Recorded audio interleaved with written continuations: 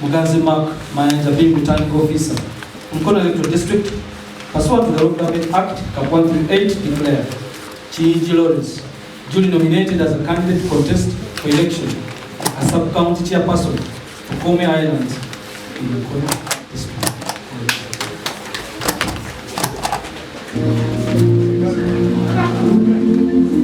Balero okuddamu okuvuganya era okuweereza ebizinga by'Ekkoome nga chairman w'eggombolola.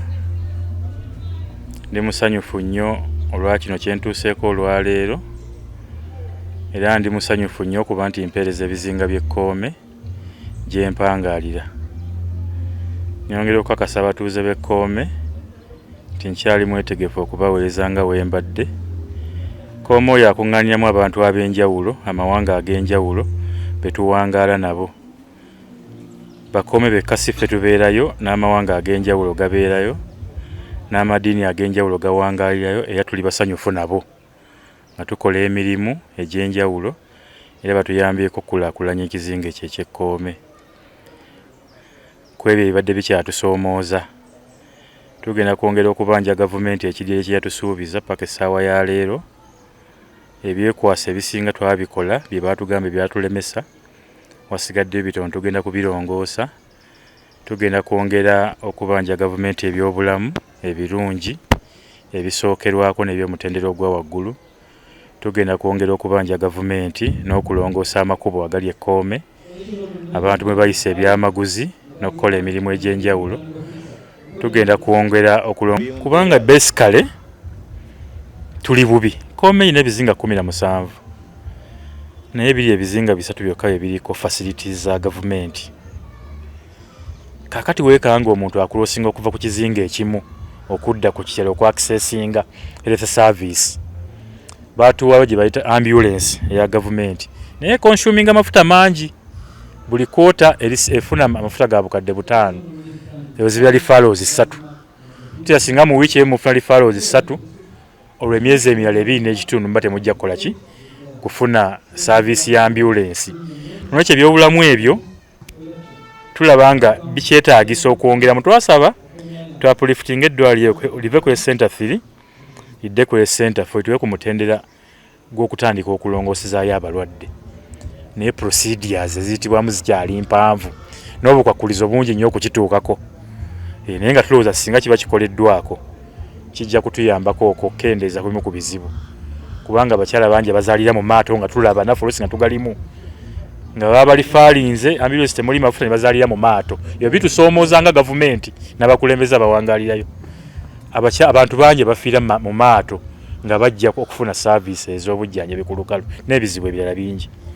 Nolwekyo tulowooza nti singa baapulifitinga eddwaliro service ezimu tuzikolera Kkoome kiyinza okuyambako okukendeeza ebizibu ebyo bitusombola mu byobulamu. Buli mwaka naye tugenda kugwongeramu amaanyi okulaba nga gulinnya okusingako awo.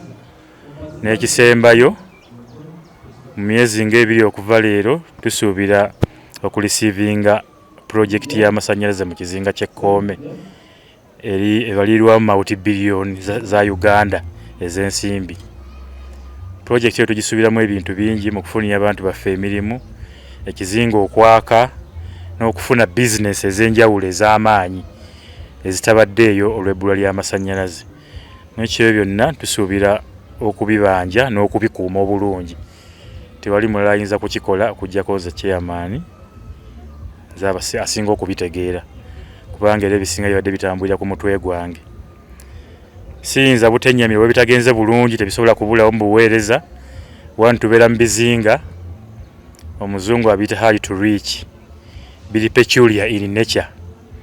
N'abajja okukolerayo emirimu tebatya kwagala kuwangaalirayo olw'embeera yaayo, naye olw'okuba nti ffe tuli baayo tulina kyakkola. Tulina okulwana bwezingira okulaba nga tubitumbula bisobole okweyagaza buli abibeeramu.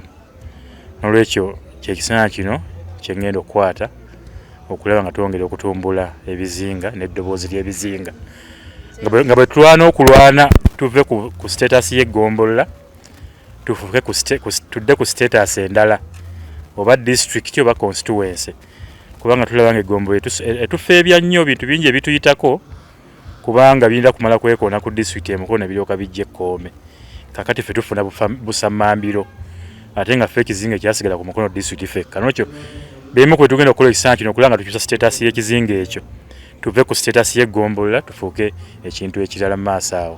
Kkoome tetulina stationary Kkoome kati obwedda buli bye twalowoozanga bwe tutuukaalo nga binaaginga nga baddayo mu ttawuni nga bakola ki nga bongeramu ebibulamu so kizibu kivudde ku bantu gye tubeera ebyetaagisa ebimu tebibeerayo ensonga lwaki bizze bitusumbuwa teri studios kuba bifaananyi teri photocopiers teri printers n'ebirala ebyetaagisa okukola paperwork oyo kukyusa enjawulo kubanga one abagagga bangi abaguze ettaka Kkoome betuyita ba investors ekimu ku kyabaganya okuli developinga kubanga tetulina public transport era abamu ku bagagga abo bayinza abamu ba doctors abamu ba lawyers abala business partners mu bintu ebyenjawulo of course tumisinga okufuna amalwaliro amanene aga private olwokuba tetulina public transport tumisinga okufuna